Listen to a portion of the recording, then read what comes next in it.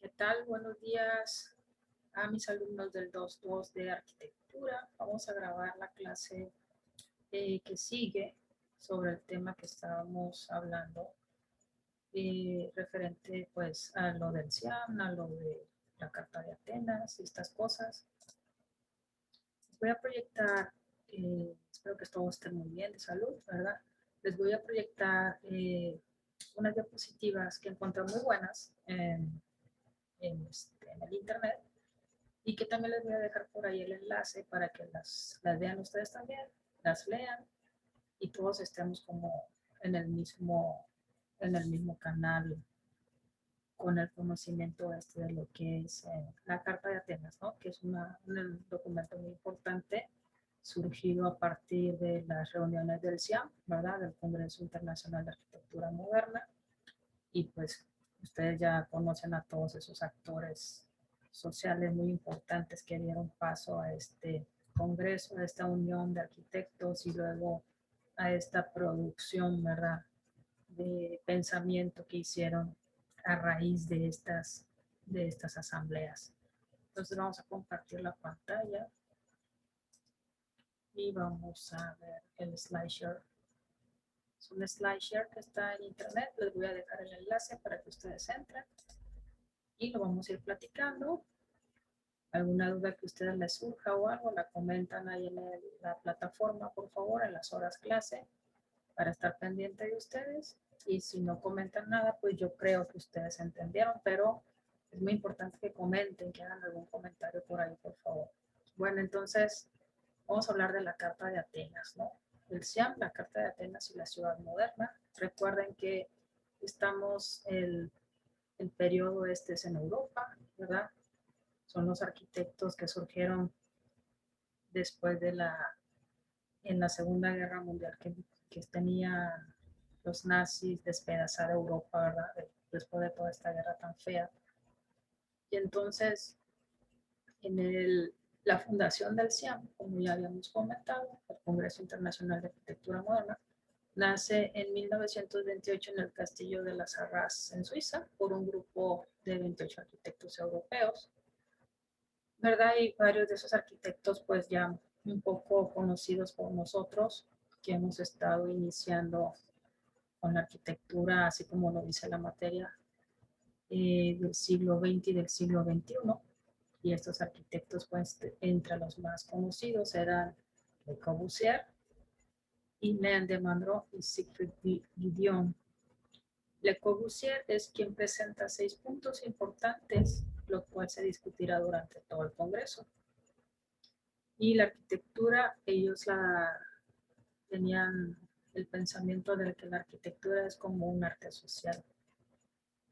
Entre los fundadores había muchos arquitectos más, ¿no? Ya los habíamos mencionado antes: Karl Moser, Joseph Frank, Jean Jeanneret, André Lucar, Ernest May, Fernando García Mercadal, Hans Mayer, Werner Max Musser, Carlo Enrico Raba, Jerry Redville, Alberto Sartorius y Juan de Zavala, y entre muchos más europeos. El Congreso del CIAM, aquí hay pues varios arquitectos importantes, también hay mujeres, ¿verdad? Las mujeres también opinaban. Recuerden que la mujer no la dejaban opinar tanto en aquellos tiempos, ni tampoco la dejaban votar, ¿verdad? Entonces, pues sí, las mujeres desde el Bauhaus, desde la escuela del Bauhaus, ya vienen las mujeres muy fuertes en lo que es las artes y la arquitectura. Poco a poco se fueron introduciendo, ¿verdad? Las dejaron, los señores, los hombres las dejaron entrar a la escuela del Bauhaus y pues hay mucho, de hecho hay una película que les voy a recomendar para que la vean, de cómo pues la mujer entra a esta escuela del Bauhaus y pues y les cambia la vida a muchas de ellas, ¿no? Sobre todo en el pensamiento y en la forma de actuar y de ser. Bueno, pues ¿qué es el CIAM? Ya lo habíamos platicado también. El CIAM fue un congreso en el cual fue un almacén de ideas del movimiento arquitectónico moderno, dirigido a arquitectos modernos de la época, el cual estaba constituido por diversas conferencias y reuniones. El CIAM nace en 1928 con el propósito de poder unificar todas estas ideas y poder crear una asociación la cual pudiera dar continuidad a las ideas, pero de forma real, ¿verdad? Porque a veces como que nos metemos a colegios y cosas así, y como que se pierde el espíritu del por qué se hizo o por qué entraste a ese colegio de ingenieros o de arquitectos. Y se pueden hacer otras cosas en lugar de hacer lo que realmente tiene como objetivo principal una asociación o un colegio de profesionistas. Que eso pasa en la actualidad. No crean no crean que es algo diferente. Pasa en la actualidad. Le Corbusier es quien presenta estos 6 puntos importantes, los cuales se discutirán durante el Congreso. Y ellos son la técnica moderna y sus consecuencias, la estandarización, la economía, la urbanística, el urbanismo, pues, la educación de la juventud y la realización de la arquitectura y el Estado, o sea, la arquitectura y el gobierno. Aquí hay más fotos, ¿verdad? Ahí están los arquitectos, Le Corbusier, Lucar.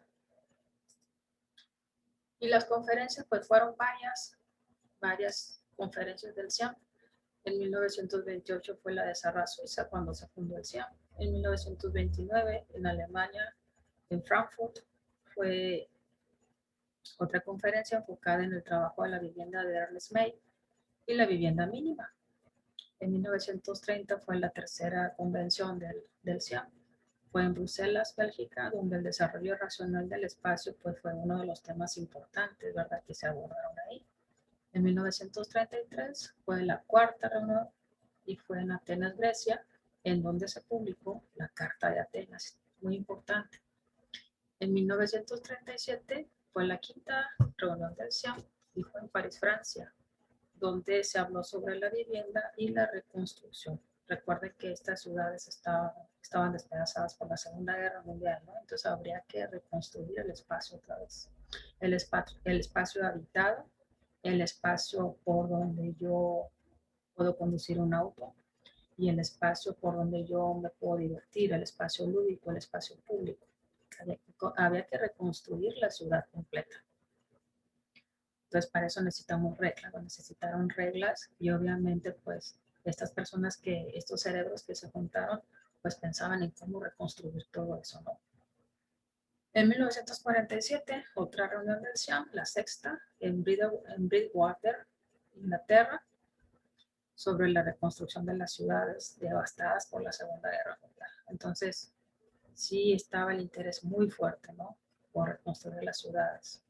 En 1949, la séptima reunión del CIAM en Bérgamo, Italia, en donde la arquitectura como arte, ¿verdad?, se habló intensamente. Ya ven que en Italia pues, está lleno de arte, y entonces se habla sobre la arquitectura como un arte. Y así en cada reunión pues tenían un tema muy específico, ¿verdad?, sobre el corazón de la ciudad, sobre la publicación de la Carta de la Habitación, sobre el hábitat, sobre la disolución del CIAM y la formación del Team X. Aquí ya el CIAM hasta aquí llegó, ¿no? Nada más aguantó 11 años. Y luego en la Carta de Atenas, que es un documento en donde se habla sobre la planificación de la ciudad. Y dice, la Carta de Atenas es una carta de urbanismo basada en discusiones ocurridas durante 10 años del CIAM, obviamente, ¿verdad?, que se redactó en el cuarto CIAM en 1933, a bordo del Patris II, en la ruta de Marsella-Atenas-Marsella. En esta carta se expone y se propone la creación de una ciudad ordenada conformando un modelo urbanístico progresista, o sea, moderno, ¿no? Y ustedes si ven aquí la foto de este proyecto de ciudad, ustedes están viendo espacios verticales, ¿verdad? Están viendo como monolitos, pero estos monolitos o estas piedras gigantes pues son los departamentos, ¿verdad?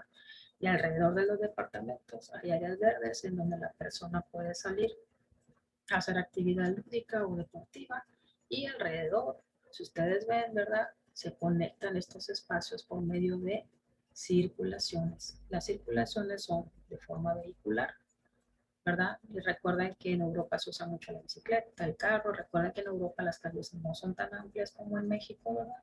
Son más chiquitas, entonces los carros son más compactos. También el espacio es un poco más chico, no es como algunas casas grandes que existen aquí en la ciudad, por ejemplo, ¿verdad?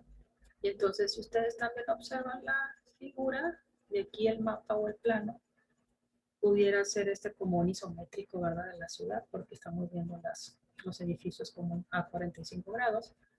Y entonces en este plano en isométrico podemos ver perfectamente el trazo de la ciudad. En la parte de donde están los edificios, pues es un trazo rectangular o de damero, como se le dice también en urbanismo a este tipo de trazo de ciudad. Y es una forma ordenada, es una forma de ordenar la ciudad. Eso lo pueden ver en el libro de Marilena Ducci que se llama Introducción al Urbanismo. Hay un capítulo específico en donde se explica cómo es la morfología de la ciudad y la forma de cómo se traza la ciudad. Bien, tiene diferentes formas. En México, por ejemplo, nosotros tenemos en los cascos urbanos son los centros históricos donde fue la ciudad por primera vez. En muchos de estos cascos urbanos tenemos una traza reticular.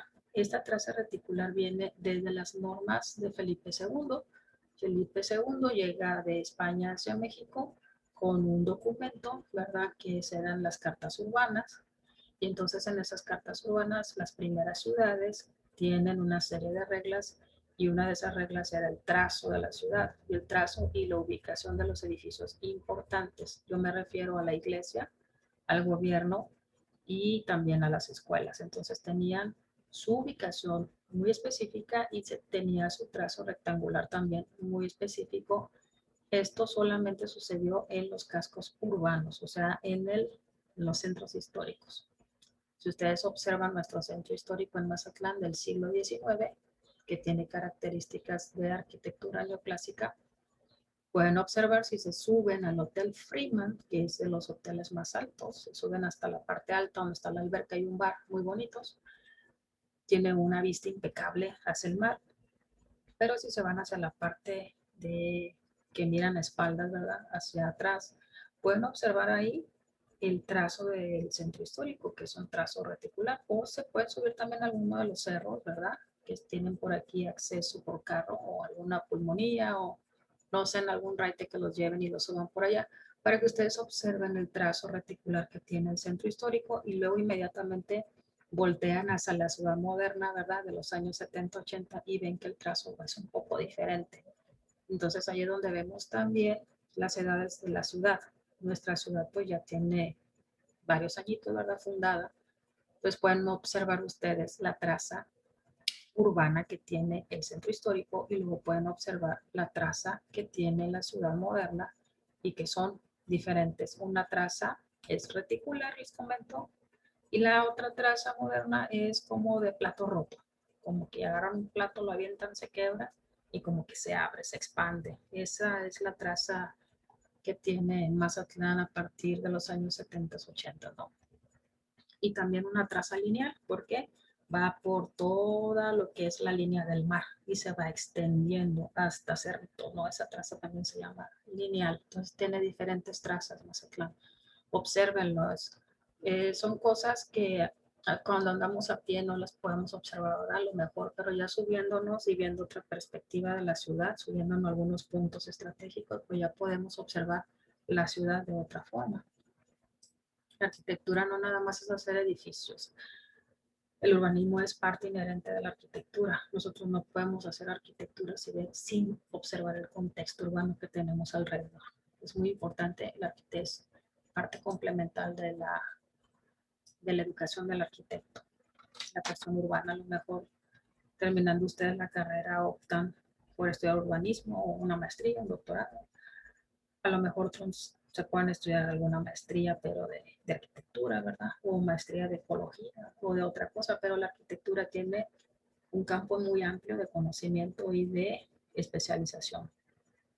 En el caso mío, a mí me gusta mucho el urbanismo, entonces mi maestría es en urbanismo, mi doctorado es en urbanismo, entonces me encanta la ciudad completa. Bueno, y entonces la Carta de Atenas, el trabajo tiene tres partes. Tiene generalidades, tiene estado actual de las ciudades, críticas y obviamente remedios, o sea, cómo se puede arreglar y luego las conclusiones, ¿no? Durante el cuarto congreso se analizaron, voy a bajar un poquito esto porque no se ve, se analizaron y se elaboraron y quedaron definitivamente delimitadas las cuatro funciones de las ciudades industriales: el trabajo, la residencia, el descanso y la circulación. Entonces, también existen diferentes tipos de ciudades, ¿no? Tenemos las ciudades turísticas, tenemos ciudades industriales, tenemos ciudades descanso, tenemos ciudades deportivas. Entonces, en el caso de las ciudades industriales, como lo es Europa, ¿verdad? Donde hay mucha industria, tenemos que tener un espacio para el trabajo, para el habitar, o sea, para el dormir, para descansar, espacios para descansar y espacios para circular, que es lo que Le Corbusier tenía mucho en mente, ¿no? Se establece que las edificaciones se deben ubicar en zonas verdes bien amplias y poco densas. Y también se decretan principios para conservar los monumentos artísticos e históricos. ¿Para qué queremos conservar los monumentos artísticos e históricos? Porque es la herencia, muchachos, es la herencia de nosotros. O sea, los mazatlecos del siglo XIX y del siglo XVIII, pues ahí están los vestigios, a lo mejor del siglo XVIII ya no, pero del siglo XIX sí. Y entonces eso era Mazatlán antes, era la herencia de nosotros, es la herencia de nosotros, ese tipo de arquitectura. Para los que somos mazatlecos, ¿no? Si usted es de otra ciudad, usted vea que había en el siglo XIX o en el siglo XVIII en su ciudad, y esa es su herencia, esa es su identidad. La creación de este documento fue muy importante, ya que sirvió de base para promover el rápido crecimiento urbanístico de toda Europa, así como también la rápida reforma de la ciudad después de la guerra del 39. Aunque en este periodo los miembros del CIAN tenían dudas sobre algunos de los conceptos, en esta carta se pueden apreciar los trazos de lineamientos para la reconstrucción y restauración, además de ubicación de los edificios y viviendas, así como también de las ciudades enteras. La Carta de Atenas, Le Château d'Atenas, ¿verdad? La Carta de Atenas famosa, que todo el mundo, cuando nos la presentan, como que creemos que la hicieron para la ciudad de Atenas, pero no es para todo el mundo, no crean que es para, bueno, se originó en Europa y se tomó como referencia a Europa, ¿verdad? Pero nosotros podemos tomar también parte de esa Carta de Atenas para proteger nuestros monumentos artísticos e históricos, para poder hacer una buena planeación urbana, ¿verdad? De ahí parte el urbanismo mundial de la Carta de Atenas. Y en el Congreso de Atenas se analizan 33 ciudades: Ámsterdam, Atenas, Bruselas, Baltimore, Bandung, Budapest, Berlín, Barcelona, Frankfurt, Ginebra, Génova, La Haya, Los Ángeles, Londres, Madrid, Oslo, París, Praga, Rotterdam y por acá veo Zúrich. Vamos a ver más. La mayoría de las ciudades estudiadas presentan hoy una imagen caótica. Estas ciudades no responden en modo alguno a su destino, que debiera consistir en satisfacer las necesidades primordiales, biológicas y psicológicas de su población. Y ya aquí habla sobre las ciudades, las crisis, ¿verdad? En todas estas ciudades molesta al hombre. En las grandes ciudades reina una crisis de humanidad que repercute en toda la extensión de los territorios. Las ciudades ya no responden a su función, que consiste en dar albergue a los hombres y darles un buen albergue, o sea, pues que sea una ciudad que tenga confort. Las funciones básicas que presentaba Le Corbusier para hacer el proyecto de ciudades era el hábitat o el hábitat, el trabajo, el esparcimiento y la circulación.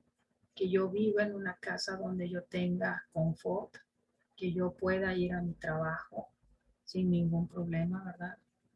Que tenga un espacio de esparcimiento también, que me sirva, ¿verdad? Para relajarme, y también que las circulaciones y las calles me puedan llevar correctamente al esparcimiento, al trabajo y a mi casa, al hábitat. O sea que todo esto estaba perfectamente relacionado, por eso es que son estas flechitas, ¿verdad? Como que se encadenan una con la otra. Y entonces, pues, Le Corbusier pensaba en el hábitat o en el habitar. Las condiciones de habitabilidad eran nefastas por lo de la guerra, ¿verdad? ¿Se acuerdan que les comentábamos? Y entonces, pues, las habitaciones no eran las correctas, había falta de superficies, o sea, metros cuadrados, los espacios eran muy chiquitos. Recuerden que nosotros las casas las diseñamos con la cuestión de las necesidades de las personas, los metros cuadrados, por donde se puede mover la persona, ¿verdad? No había espacios verdes disponibles y había una falta de mantenimiento en los edificios. Igual los crecimientos de las ciudades, ¿verdad? Devoran paulatinamente las áreas verdes. Por ejemplo, si nosotros nos vamos a la realidad, hay una ley que se llama Ley General de Asentamientos, ¿verdad? Que es una ley federal y luego baja a estatal. Y en esa ley dice que cuando nosotros hacemos un fraccionamiento, debemos tener un área de donación del 15% en referente al área total de la superficie del futuro fraccionamiento.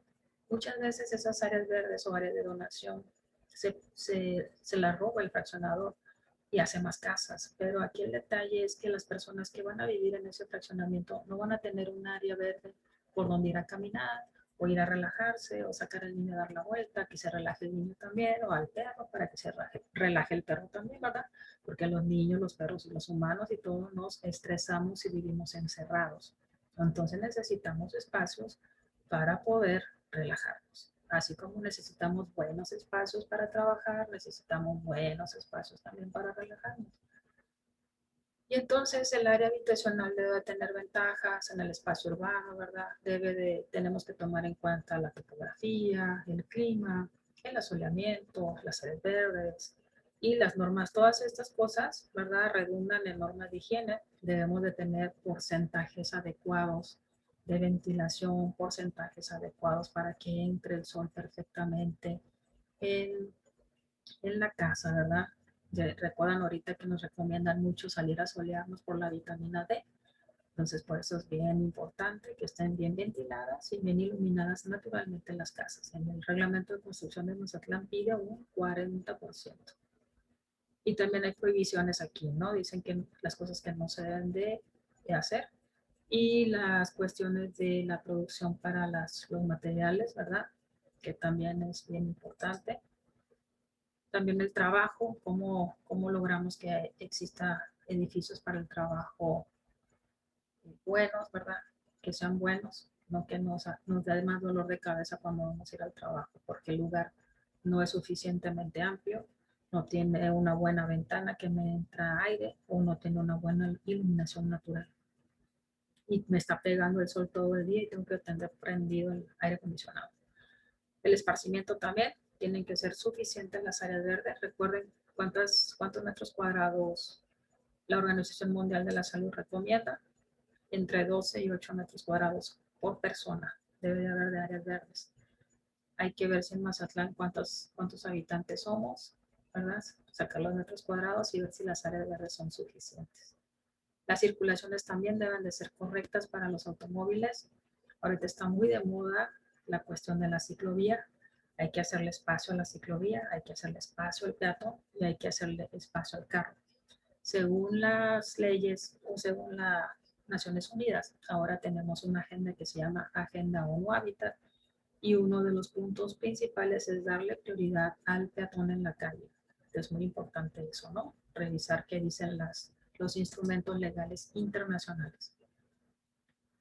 Bueno, y entonces aquí explica también las características de la ciudad moderna, ¿verdad? Después de la Segunda Guerra Mundial trajo la necesidad inmediata de reconstruir la ciudad, ¿verdad? Para crear, era una oportunidad importante para hacer nuevas propuestas del hábitat, nuevas propuestas de urbanística y nuevas propuestas de cómo mezclar el espacio correctamente para el ser humano.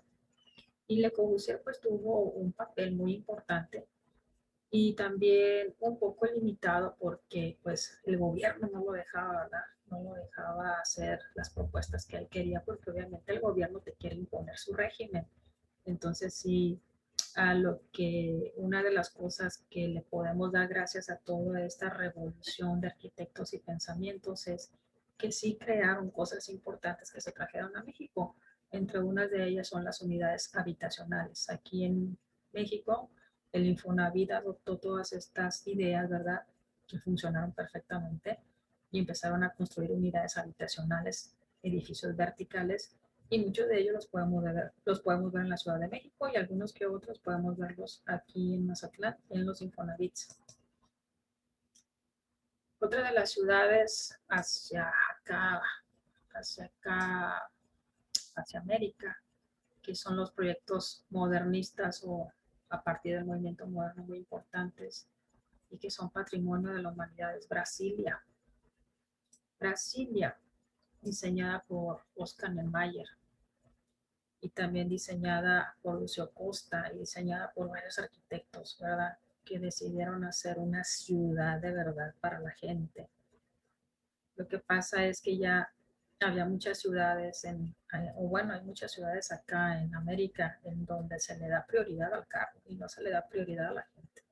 Entonces, sí, Brasilia, pues sí, tenía algo importante por ahí que ofrecer Brasil también, ¿no?